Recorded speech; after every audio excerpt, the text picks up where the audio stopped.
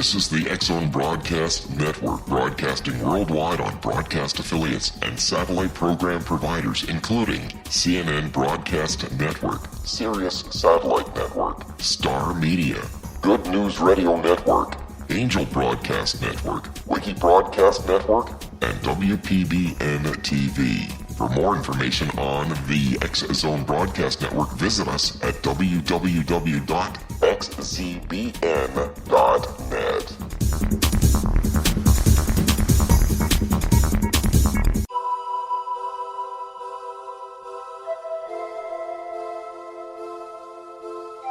If you're a seeker, don't miss the inspiring book Shamanic Awakening, Between the Dark and the Daylight. This remarkable work chronicles shamanic counselor and indigenously trained dream decoder Sandra Cochran's 35 years of experience with diverse wisdom keepers throughout the Americas. Sandy's initiations across the British Isles, Turkey, Greece, and Egypt, combined with her knowledge of symbology, psychology, and myth, influence her dream blog and workshops. Sandy offers private readings, sacred international journeys, a meditative CD, and her book, Shamanic Awakening, to encourage you as you navigate your earth walk and create a deeper connection to yourself. Find this and more at her website, starwalkervisions.com.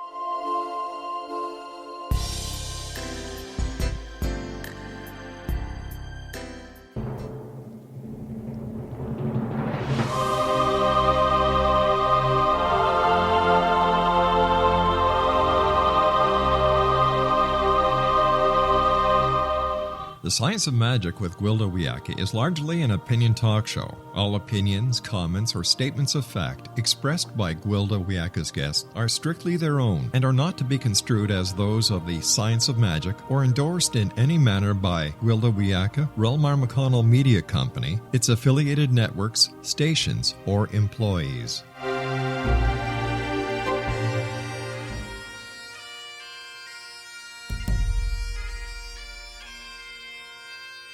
Welcome to the Science of Magic with Gwilda Wiyaka, a program dedicated to uncovering the unified nature of reality and humanity's ever-evolving place as truly galactic beings. For more information on the Science of Magic with Gwilda Wiyaka, visit us online at www.thescienceofmagic.net.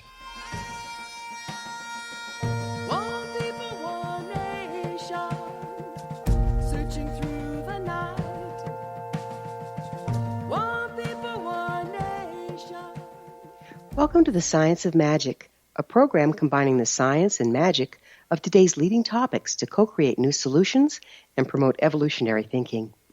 We're coming to you through the leader in paranormal and alternative science programming, the X-Zone Broadcast Network, xzbn.net, and can also be found on our website, thescienceofmagic.net.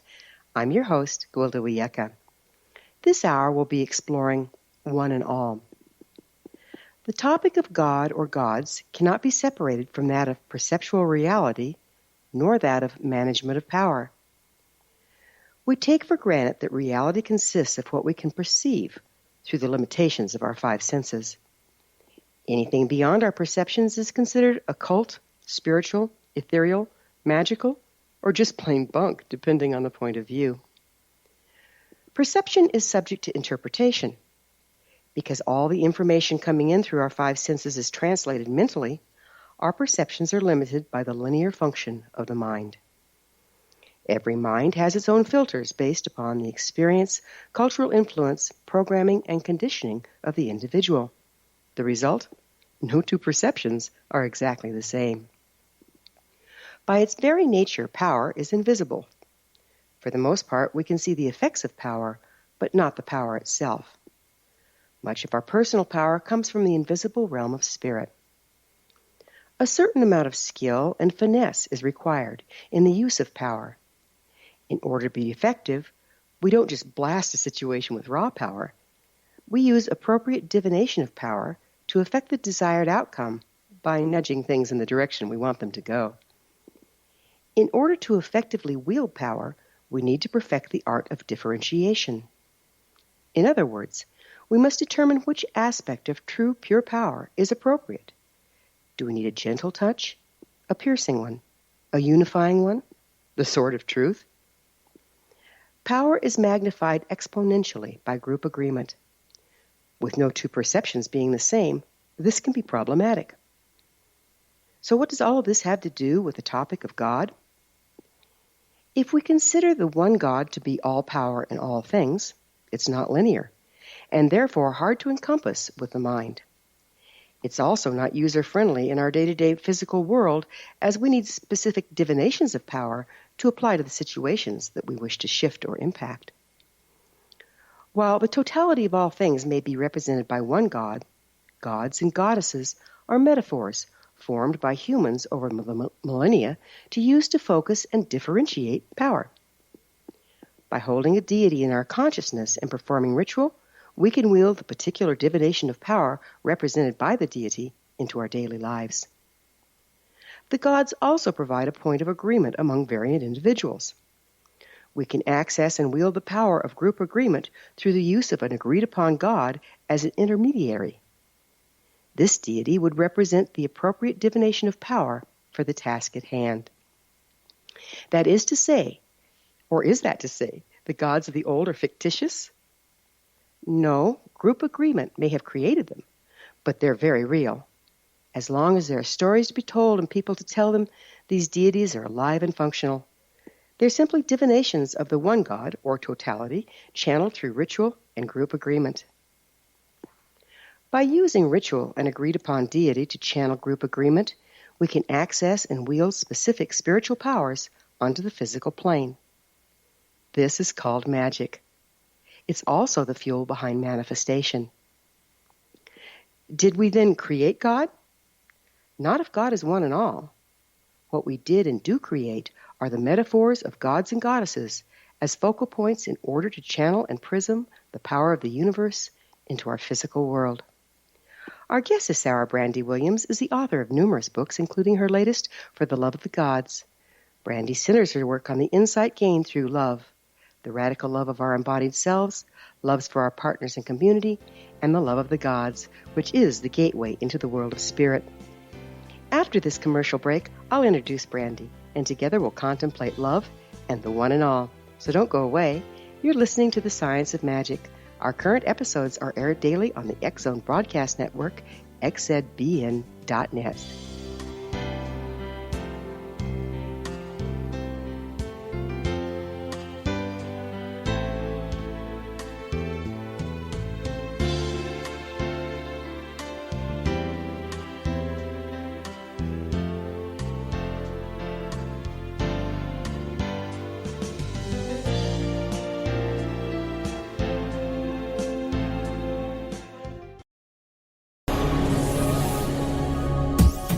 This is the X-Zone Broadcast Network, broadcasting worldwide on broadcast affiliates and satellite program providers, including CNN Broadcast Network, Sirius Satellite Network, Star Media, Good News Radio Network, Angel Broadcast Network, Wiki Broadcast Network, and WPBN TV. For more information on the X-Zone Broadcast Network, visit us at www.xzbn.net.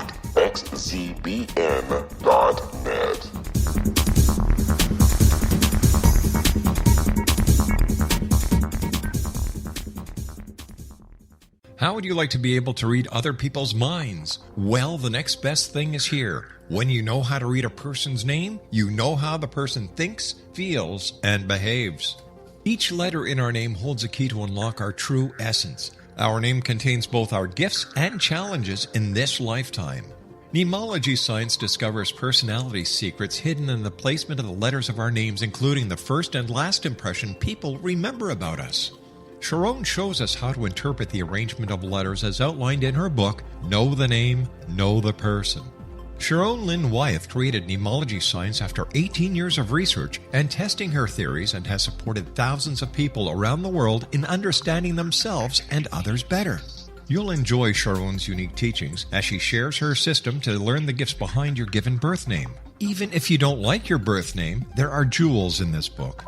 If you're thinking of changing your name, ready to name your child, or wanting to get along better with others, this is the book for you. If you'd like to improve your relationships and change your life for the better, get the book today, Know the Name, Know the Person, or visit www.knowthename.com. That's www.knowthename.com.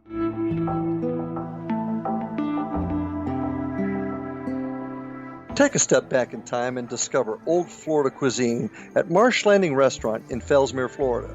Enjoy delicacies such as frog legs, gator tail, catfish, and swamp cabbage, or enjoy the more traditional cuisine such as hand-cut Angus steaks, ribs, and seafood. Join us for breakfast with a southern flair featuring sweet potato pancakes, biscuits and gravy, and much more. Planning a party? Marsh Landing's private dining rooms can accommodate groups from 8 to 80 people. While you visit, enjoy the historic pictures, artifacts, and stories that line the walls. Marsh Landing is truly a unique experience. Marsh Landing Restaurant, 44 North Broadway in historic downtown Fellsmere, or visit marshlandingrestaurant.com.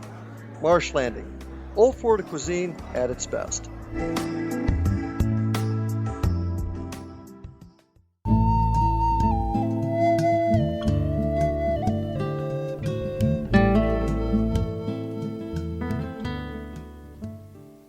Welcome back. This is the Science of Magic, dedicated to unification and evolution of consciousness. I'm your host, Gwilda Wiyaka. Wars have been waged and multitudes died over the definition of God. Is there one God or many? Did God create us, or do we create our gods? In this episode, we'll explore love, devotion, the practice of theurgy, and rituals performed in order to connect with the gods. With us this hour to explore the topic is Brandy Williams, author of numerous books on magic, including her latest, For the Love of the Gods. Brandy's website is brandywilliams.org. Brandy, thank you so much for joining us on the Science of Magic. Thank you so much for having me, and I'm really looking forward to this. I am too. We should have fun. Well, let's start out by the definition of theurgy. Theurgy is a word describing the philosophical rituals that were created in the city of Alexandria a couple of thousand years ago. And so theurgy is both how you think about the gods, how you contemplate them, and it's how you approach them, how you do rituals in order to connect with the gods. It's a very old tradition, but it's living in the practices that we have today. It's living in witchcraft and in ceremonial magic and in people who just approach magic through theurgy itself. So did it originate in Alexandria? It originated, really, its roots go to Egypt, to Kemet, and to India. The Greek philosophers studied in Egypt and in India and then brought what they learned to Greece, to Athens. And so Plato was really the founder of the philosophical tradition, and we've all probably heard of him in school.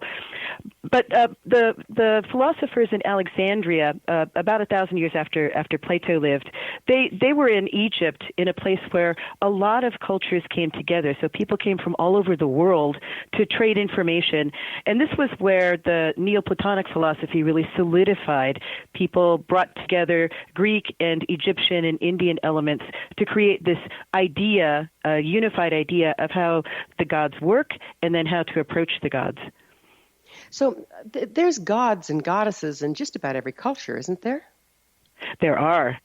And the interesting thing about this tradition is that it comes from an urban environment, very much like the environment that we live in today. We're familiar with gods and goddesses from all over the world, and so were the Neoplatonic philosophers. They knew their own Greek deities, they knew the Egyptian deities, but they also traveled, and they would interact with deities in other places and begin to work the rituals with them. So I think one of the things I love about this tradition is that it is so inclusive. You can take almost any deity and bring it into this system and understand how to work with that deity based on these techniques. Brandy, would you mind slowing down your speech just a little? I don't want to miss any of what you're saying. Sure. Thank you. So how does the modern-day practice deviate from the original ones? We separated from the ancient practice primarily through the separation of the philosophy and the ritual. So the philosophy has continued from the ancient time to the present, and it was passed down in a textual, in a literate tradition. But the suppression of pagan religion caused the suppression of the ritual practices, and they kind of got separated out. They did get passed down through some texts that passed through the Islamic world and back into Europe. And so the main difference between the ancient tradition and the modern one is that the ancients had this sort of unified understanding of how to do the philosophy and the ritual together. And we're bringing those things back together in the modern world. We have the philosophical texts, and we're also taking the rituals that survived and putting them back together to recreate the full understanding of how theurgy works. So what is the difference between theurgy and the one God concept that we see so much of today? That is such an interesting question, and something that the philosophers explored in the past, the ancients, and something that we're exploring now. So you can definitely see the idea of one God called the One in ancient literature, but also the idea that there are many gods, and maybe it's the collection of the many gods that make up the One. So you can look at it that way. And we think about this in the same way today. Practitioners of magic and of these religious traditions think about one deity, or they think about two deities, a god and goddess, or they think about many deities together. And theurgy accommodates all of these understandings. So it's kind of like white light coming in through a prism and going out in different colors. It's still the same light. I really loved that, and I loved the introduction that you had, and it was very beautiful how you explained the one can be then understood through many different lights, many different ways of looking at the one. And I think that's really great. And what the theurgists did, what the philosophers did, was to take the 12 Olympian deities and kind of use them as a categorization system to understand the different powers of the universe, and then how each of those different powers helps you to approach the understanding of the whole, if that makes sense. It does, like the different faces of God. Yep. What part does ritual have to play in theurgy? Ritual helps us to focus our minds and to connect with the specific power. You've talked about how you gain access to the one through focusing on one of those aspects. And that's exactly what ritual does. We focus our ritual efforts on one of those deities, and then it helps us to gain access to the power of the whole. The rituals themselves start with basic folk rituals. The philosophers were all devout people who went to temples and made offerings and had altars at home, and so do contemporary theurgists. We have altars at home, and we make offerings to specific deities. And then the rituals move on to contemplation of how the deity works in our lives, into invoking deity into ourselves, and into rising so that we enter into the world of the gods. So that's what theurgy brings in particular. It layers on top of the folk ritual and gets to this philosophical understanding of how we connect to the gods as universal forces. So is theurgy considered a magical tradition? And if so, why? Well, that's a really good question. It is considered a magical tradition, especially in contemporary Western academics. It is specifically sort of separated from the idea of straight philosophy or mysticism, where you contemplate the divine, but you don't do a ritual action. What makes theurgy magic is the ritual actions themselves. So the ritual directs the magic? Is that what we're looking at? It does, yes. The ritual connects you to the energy of the deity, and it's founded on the understanding of the attributes of the deity. So each deity has things in the world that contain the power of the deity, specific stones and plants and colors, and you bring all of those together and make a hymn to the deity in order to connect that power. So there's a physical component, and then there's a spiritual component on top of it. So the hymn as in music? They're called hymns. They're Orphic hymns. They did have music to them when they were written, and you can sing them. Right now we have them as texts, so you can find them online. They're Orphic hymns to the Olympian deities, and we use those. If you're working with the Greek deities, we use those to invoke the specific power. But if you're working with other deity systems, almost every deity has some textual tradition, some poems or devotional literature, and you can always use those for what specific deity you're working with. So it sounds like it requires a lot of study. Why would one want to go to all the trouble of practicing theurgy in the modern world? It does require some study. I think that in the modern world, we are all learning these new ways, and some of them are ancient understandings that we're bringing into the modern world. So any kind of religious or spiritual tradition requires some learning and contemplation. In this case, the philosophy that underlies theurgy is also the philosophy that shapes how we understand the world. It shapes the Western worldview. So it's very rewarding to learn, because you can learn how we've come to think as we do, and then how we can change that to make change in the world. Decide where we're going by looking at where we've been? Yes, that's a good way to put it. What would you say is the single largest misconception about theurgy? Well, that's a very good question too.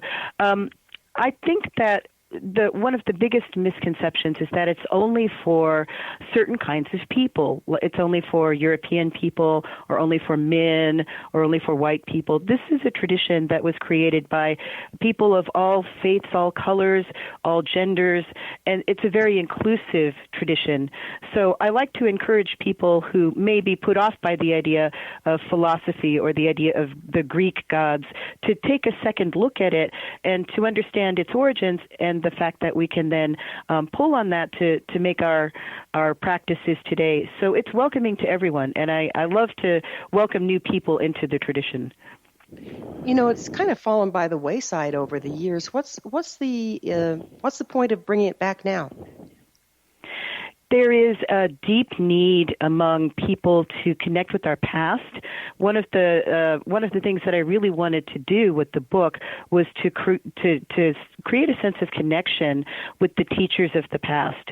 So that's one really important thing. The book is called The History and Modern Practice of Theurgy, Our Pagan Inheritance.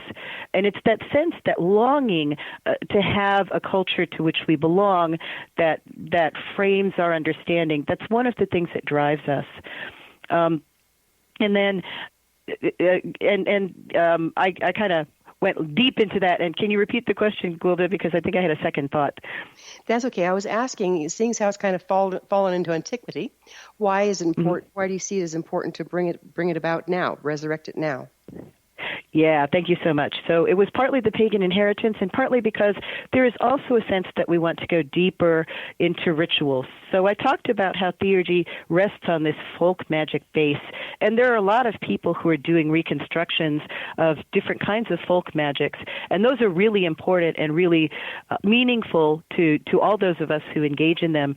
But we also have this sense that the great religious traditions have a vast theology, have a deep understanding of how their systems work. And this is what theurgy brings to us in the modern world. It connects us to those great philosophers of the past, and it gives us a very broad and deep way to explore this specific kind of religious understanding. Do you think, I've got half a minute here, do you think that you have to give up your current religion in order to embrace theurgy? I think that theurgy can layer on top of any religion that you can yourself practice, because, as you said, all paths to spirit really lead to the same place. So you can hold your traditions and add this as an adjunct? That's right, and I think that's how most people actually practice today. We have other religious traditions, and we add theurgy to them. Well, after a commercial break that we're about to go into, I'd really like to look into more what's the difference between the gods and the goddesses of theurgy and the one God, and how this can serve us today, or does it serve us today? Brandy and I will return to our discussion on the flip side, so don't go away. We're coming to you through the X-Zone Broadcast Network. Don't miss the other fine shows and hosts on xzbn.net. You're listening to The Science of Magic, your resource for creative solutions in a changing world. www.thescienceofmagic.net.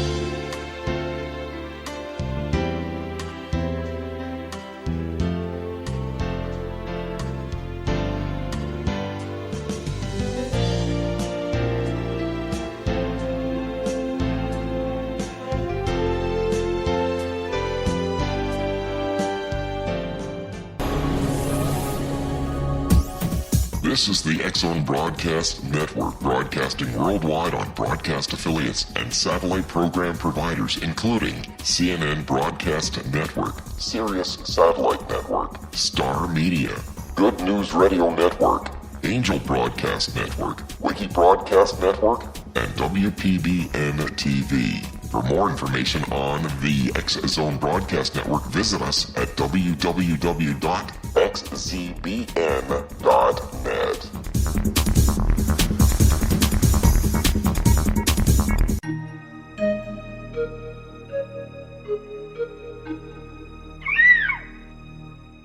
While science pursues fact, magic accesses the quantum level, bridging random facts to form truth. As long as science and magic remain separate and polarized, the truth cannot be known. I'm Gwilda Wiyaka. Join me on the Science of Magic radio program, dedicated to unification and evolution of consciousness. During each episode, I'll be speaking with experienced and respected scientists and mystics. From astrologers to astronomers, from medical doctors to shaman, the scientific method to dowsing and intuition, we'll weave together information from seemingly divergent practices to promote unity and enlightenment. Join me, Gwilda Wiyaka, and the Science of Magic right here on the Mutual Broadcast Network. For more information, visit www.thescienceofmagic.net. Gibbs A. Williams, Ph.D., is a practicing psychoanalyst, supervisor, researcher, and author in New York City. Much of his life has been dedicated to understanding nature and the uses of meaningful coincidences or synchronicities.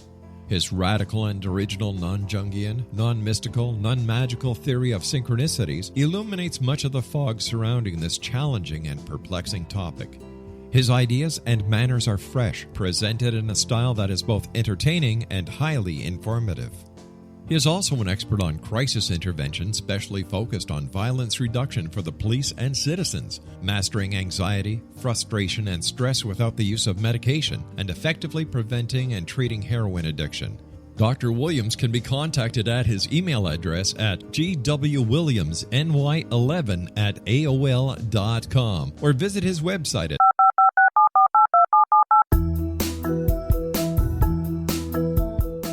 Did you know that when you're on the road with limited data or Wi-Fi, you can still listen to the X-Zone Radio Show with Rob McConnell, The Science of Magic with Gwilda Wiyaka, X-1, Dimension X, Space Patrol, and every minute of the X-Zone Broadcast Network by calling 213-401-0080, courtesy of Audio Now.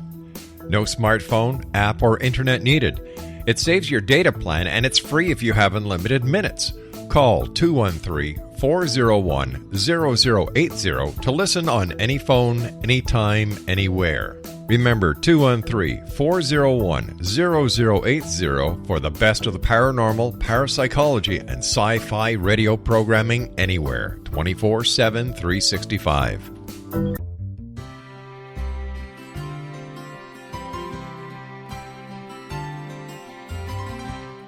True healing must address 4 levels: physical, emotional, mental, and spiritual, for us to live joyful and productive lives. We tend to treat 3 of the 4, leaving the spiritual languishing.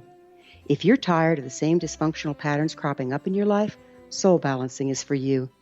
Trixie Phelps, owner and founder of Soul Balancing, is a naturally gifted energy healer trained in numerous esoteric forms, including shamanism. Trixie has created a powerful modality that safely and effectively clears your energetic field.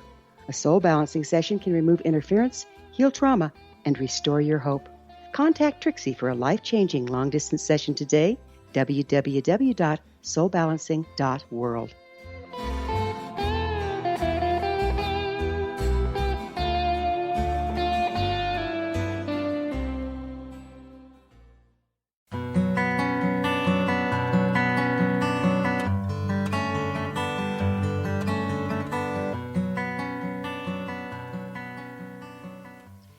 Welcome back. This is the Science of Magic, a place where magic and science come together to promote enlightenment. I'm your host, Gwilda Wiyaka. What we cover is what? For in-depth exploration, leading-edge subjects from numerous authorities and viewpoints, join our email family to receive our topic-driven episode collections at www.thescienceofmagic.net. Our guest this hour is Brandy Williams, author of numerous books on magic, including her latest, For the Love of the Gods. Brandy, I hope you can clear something up for me here. It seems like every culture, historically, has had their own collection of gods and goddesses. The Native Americans, say, for instance, have, the gods of the directions, the gods of the elements, and various ones, stars, it goes on and on. How come they're all different from culture to culture? Is it more regional? You had a really good explanation. Actually, I think in the introduction to this show, you talked about how the God is really the totality of everything. It's the one. But each of us has a different cultural understanding. We have different places we've lived, different experiences we've had. And so we create our understanding of that one through specific prisms. And those are shaped by our bodies, our gender, our physical experience. They're shaped by our language and how language patterns how we think. They're shaped, as you said, regionally by weather patterns and by the way that our landscapes look. So all of those things go into shaping the specific ways we can look at deity that give us that sense of personal connection, because it's really difficult to connect to something called the one, that's the universe. We need to have something that's a little more personal that lets us connect to it. So I think that's one way to describe how each of us has come to this set of deities, set of ideas, kami, saints, however you envision it, that then let us get to the idea of the overarching, underlying spirit that unifies everything. So are you saying that the gods and goddesses of old are mental constructs to help us understand totality? And that's one way that you can look at it, and one way I think that people look at it today. We're very much a psychological culture. We think in terms of how our minds create things. But I think it's also important to understand that we're talking about real cosmic forces, that it's not just a construct. We're not just inventing this reality. We're also tapping into a force that's behind it, that has real power, and may manifest itself in unexpected ways. I think the world's cultures have stories about ways in which deity, divinity, spirit has manifested in someone's life in a way they didn't expect, that then completely transforms it. So both things are true. We create our own constructs, but there's also something real behind that we're connecting up with. So what's the science behind this concept?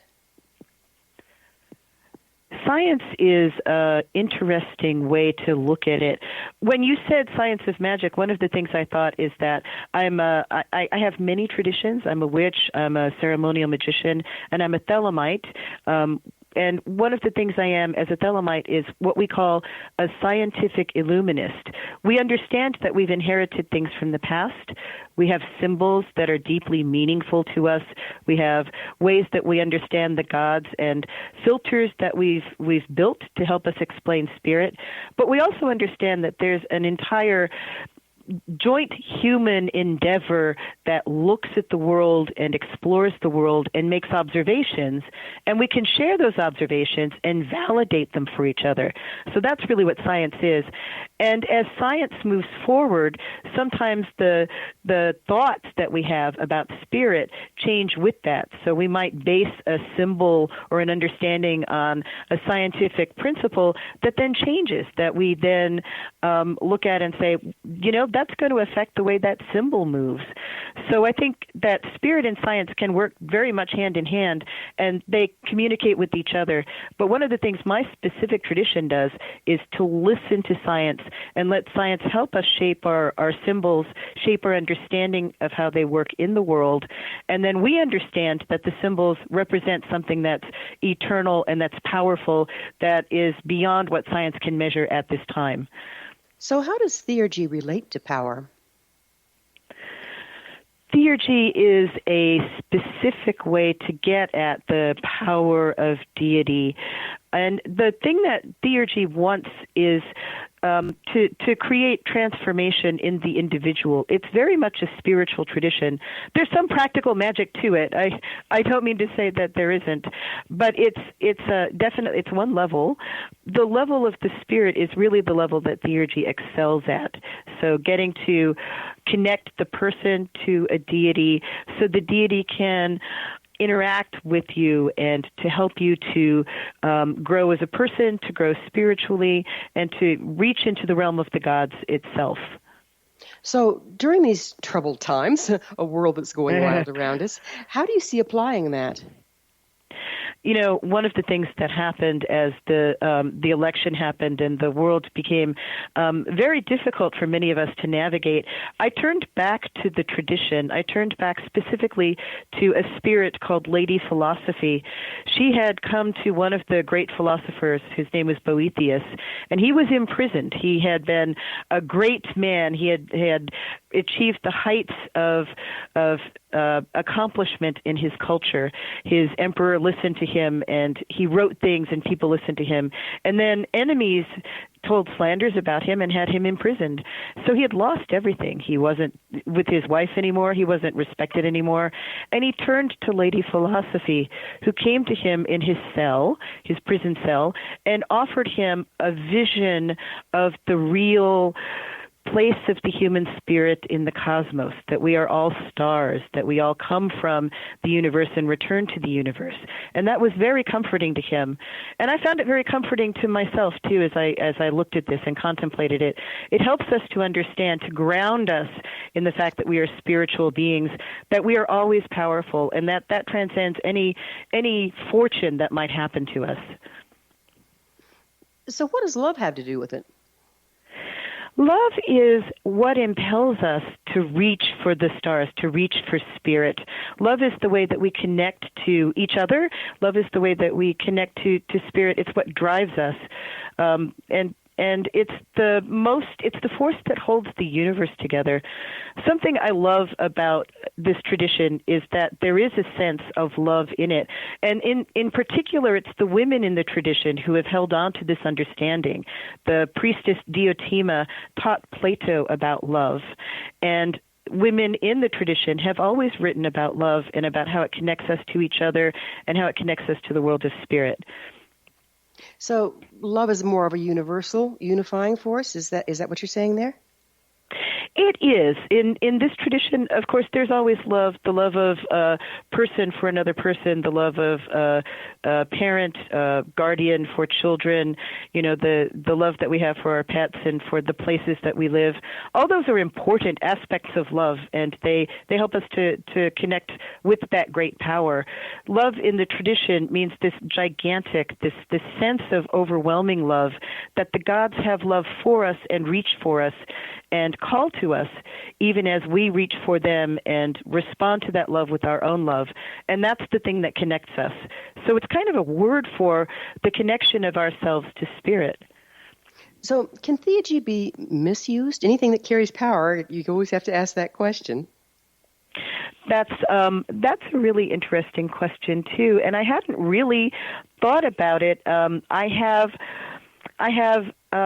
studied the lives of the philosophers. That's the book talks about the saints, the teachers of theurgy, and they were genuinely good people, people that were respected in their own times. But they also had flaws, and I think we might point to some flaws in the tradition. Of course, any tradition that's created by humans has human prejudices. So while women are included, they aren't necessarily always thought of as fully involved or fully developed people. And the same thing is true for the culture in which theurgy was created. The people who were Neoplatonic philosophers kept slaves, and so it's important for us to understand that. And I think maybe if there's one tendency in theurgy that we want to try to counter, it's this idea that the body is less important than the spirit, that spirit is where we need to put our time. I think the best part of theurgy is when we understand that body is an expression of the spirit, and that our lives are lived to help us connect to spirit, and our bodies and the world are sacred, and they're the way we as sacred people connect to sacred spirit. So the magic itself, go ahead. Yep. I guess one thing I'd like to look at is, this is an ancient form created by ancient humans. We are modern humans moving into a new time. What's the value of going back to old archetypes? Why can't we engage in new ones? You certainly can. We certainly can. And I think one of the things that I love about theurgy is that it is this urban tradition. So as pagans, as we reconstruct the traditions of our ancestors, they're often rooted in place. And we're not in those same places. I come from Czech heritage, so I visited the homeland, but I don't really have a sense of connection. I'm here in America. I live in a city that's far from where I was born. So we have a different way of looking at the world. And the tradition of theurgy grew up in this place where people came together from different parts of the world into a city and traded information, just in the way that we live today. So I think that's one of the things that's very helpful. It teaches us that we can connect to spirit even when we don't connect through the land of our ancestors. We can connect through the understanding of how those individual gods, those individual prisms, work to connect us to spirit. So if we're connecting to these spirits and getting information from them, how can you tell who you're talking to? That is a question that theurgy has a very serious answer to. You learn about the deities, and it's one of the reasons that you do the learning. Each deity, each spirit has specific aspects. So you can connect to powerful deity forces and to their spirits. They're called daimons. And you can also connect to daimons who are going to try to mislead you, try to represent themselves as something that they're not. So part of the tradition is learning how to distinguish who the real spirits are. And that's a very important part of the tradition that keeps us grounded, because it's really happening in our imaginations, in our visualizations. So we have to be able to distinguish real visions from what are fantasies. How many deities are there? I think of the Hindu response that there are millions of deities. There are as many deities as human beings. So I think that's one answer. There are as many deities as cultures find necessary to connect us to spirit. In the specific theurgic tradition, there were the 12 Olympians that make this sort of base set of how you can connect to deity. But I think every culture has sort of a base set of its own. Every pagan culture that I've studied has their specific. Here's the basic set you can connect to. Got it. Okay, so, we're going to have to take a commercial break. Brandy and I will be back shortly, so don't you leave us now. This is The Science of Magic, www.thescienceofmagic.net, your resource to altruistic professionals of science and the esoteric, working to create common ground for the betterment of our world. We're in this together. Your thoughts are very important. If you have any comments or topics of interest to suggest, please email me at info@thescienceofmagic.net.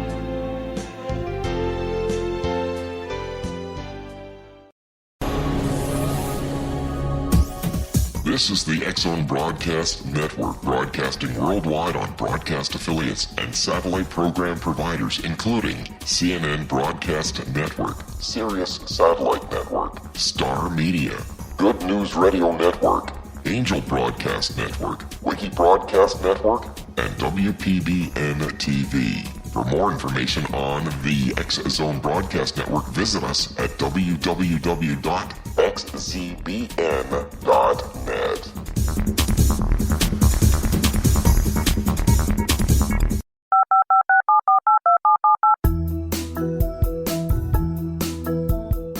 Did you know that when you're on the road with limited data or Wi-Fi, you can still listen to the X-Zone Radio Show with Rob McConnell, The Science of Magic with Gwilda Wiyaka, X-1, Dimension X, Space Patrol, and every minute of the X-Zone Broadcast Network by calling 213-401-0080, courtesy of Audio Now.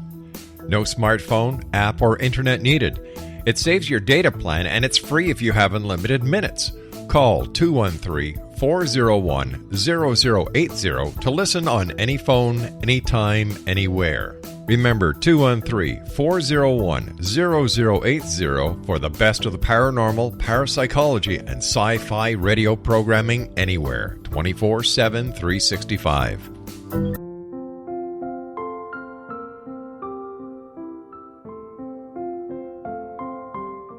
I am Dr. Carl O'Helvey, founder, president of a new cancer foundation focusing on evidence-based physical, mental, and spiritual interventions, including natural cancer cures, prayer, meditation, affirmations, nutrition, and other related holistic cancer prevention and cure modalities.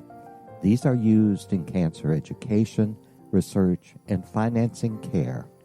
I ask for your help to continue this important work by donating at www.holisticcancerfoundation.com.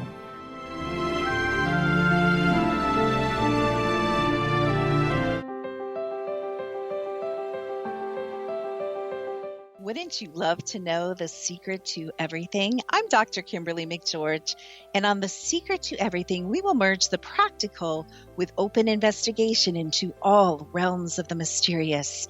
We will talk to cutting-edge alternative health practitioners, those who inspire and motivate you in business and life, and of course, we will share stories of the paranormal, conspiracy, and cryptozoology. You will transform because of the frequency I carry, the frequencies my guests carry. Life may never be the same after you listen to this program, for the secret to everything is for you, the listener, for those who desire more in every area of their lives and believe that it can still be found. Listen and discover thesecrettoeverything.com.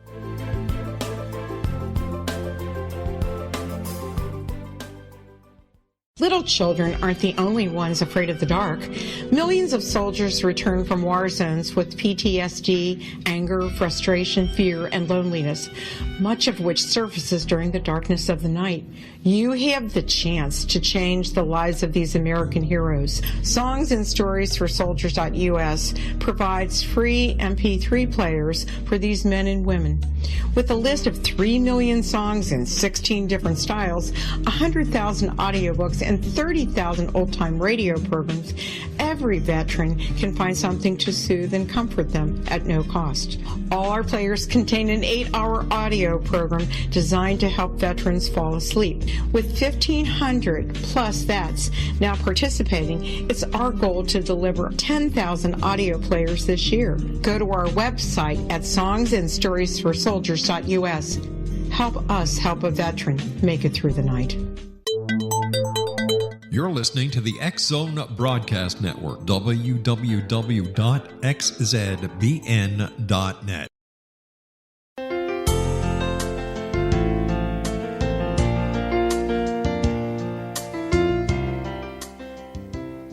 Welcome back, folks. This is The Science of Magic, bringing together gifted people of service to the world. I'm your host, Gwilda Wiyaka. What's up in your world? Email me at info@thescienceofmagic.net and suggest a topic that's on your mind. You're probably not the only one interested. Our guest this hour is Brandy Williams, the author of numerous books on magic, including her latest, For the Love of the Gods. Brandy, we've talked about how there's as many deities as there are, things you can shake a stick at. Do you have to stick with one tradition of the, deities, or can you just grab one from here and one from there? I have two answers to that, and they're yes and no.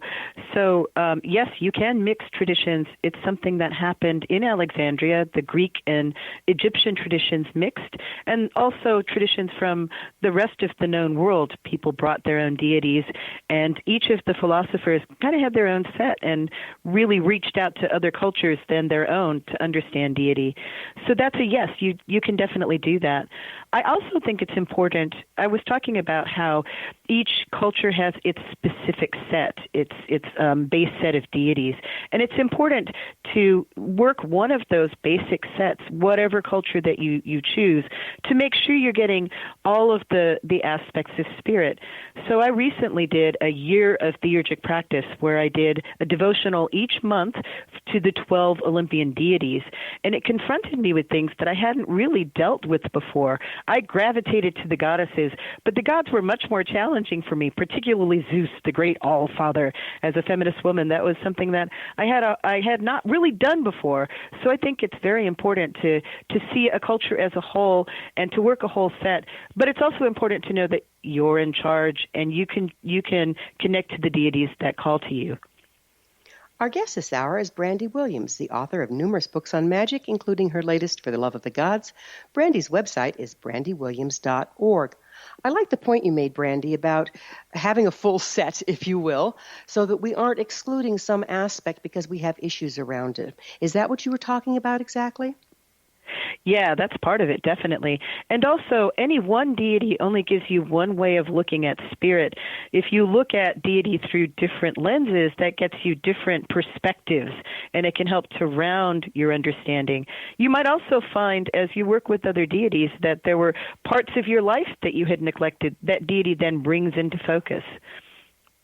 So, what are they? I mean, we've talked about almost an hour here about these gods and goddesses and how they're all from different traditions and this and that and the next thing.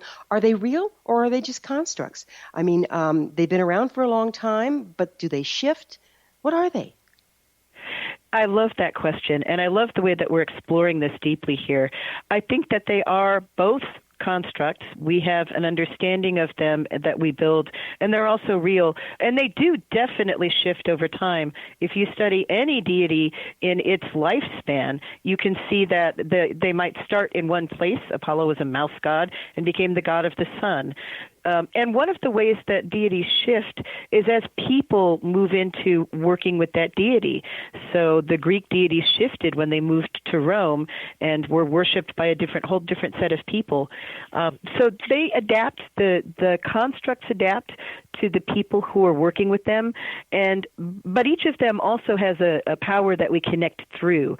So they have a reality that transcends all the individual aspects or cultures. So listening to you now, it sounds like you're saying that we've created these deities and they shift as we do. So, to some extent. And then I also talked about how deity presents to people. And so there's a sense that there's a real thing happening that might just break into your life. The Greeks certainly had that understanding. Love, eros in particular, erotic love, could burst into your life and really change it. And I think that many, many people have had this experience of love bursting into our lives and then really transforming what happens to us. So there's definitely a reality, and definitely the deities speak to us at times, even in ways that we did not expect. So now let's talk a little bit about the shadow use of deities. And the love deity is a good one. Sometimes they can be used to manipulate love out of another person by casting a sort of an enchantment. Where do you stand on permission in the practice of theurgy? Boy, I sure am about permission. I think it's very important to respect every person, to respect the sovereignty of every human being. So I think it's very important to have permission to do magic for anyone. Healing is a good example. I do a lot of healing work. People reach out to me, and I always make sure that I get their permission. I read Facebook and hear that someone is ill, and I say, may I remember you in circle? So I always make sure to get that explicit permission before I move that energy. That's a very good example. The love spell example is a very good example of how to turn magic to something that is darker. And I definitely stand for ethical magic and for asking what people need and then trying to give that to them instead of imposing what we need on them. Would you mind describing a method used to connect with the deities? Could you kind of describe it for us to give us a more nuts and bolts idea of what we're doing here? Sure, I can describe one of the practices that I did. I talked about doing a year of theurgic practice where I worked with each of the Olympian deities. I got a set of statues that's matched, that are the 12 Olympian deities. So each month I took one of those statues and put it on an altar, and I put a set of things that related to the deity, like stones and plants and colors. I lit incense, and each deity has incense. And then I would read the Orphic hymn to the deity in front of the deity, and then ask the deity to reveal to me how that deity works in the world, to walk around and look at trees and look at the sky and look at people around me and see how I see that deity reflected. And so the practice was working through the world, walking through the world, connecting with that spirit, and then coming back at the end of the month and doing the hymn again, and then asking the deity to come and inhabit me, to invoke the deity into myself, to have a sense of communion with that deity. And that's the specific theurgic part, that invoking into yourself. So that sounds like it dances pretty close to idolatry. What's the difference? Gosh, idolatry is kind of a term that that comes from other traditions. It might be a term that people would use as an outsider term. Certainly, one of the differences between pagan religion and Christian religion did center around the idea of using statues, and it's one of the things that's returning to the pagan tradition, using the use of representations. So there are some religious traditions that reject representation, and this tradition really embraces it. But we also understand that the statue is not the deity. The statue is an offering I make to deity. It's called an agalma. So it's I say, deity, I offer this statue of you to you as a token of my love for you. I think that's what keeps it from being idolatry, sort of in the technical sense. We have a few minutes left here, and one thing I'd like to address is we have some pretty interesting relationships to gods and goddesses that we've created in our modern world, like the god of money, et cetera, et cetera, et cetera. How are we being controlled and exploited by the systems through these concepts? Well, that's a very important point, and I think there's this idea in America of secular religion. So you get images that are like the way deities have worked in the past, like the deity of money or the deity of the internet. My favorite right now is Lady Liberty. We have this wonderful image of the Statue of Liberty, liberty embracing the world, right? And that image is something that helps to center our identity, our national identity. And it's a woman holding a torch and calling for freedom throughout the world. So you talked about a negative aspect, the deity of money, but I also like to see the positive aspects. And Lady Liberty is one that has been close to my heart and keeping my attention recently in these times. It's important. Each of us is Lady Liberty, right? We all carry her torch. So we're just about out of time, but have you always been a pagan? Were you ever part of organized, or are you still part of organized religion like Christianity? Some of my, yeah, I was raised Catholic. I converted to paganism as a teenager, and some of my religions are disorganized and some are pretty structured. So I belong to Ecclesia Gnostica Catholica, which is an occult church. It's a church of the OTO.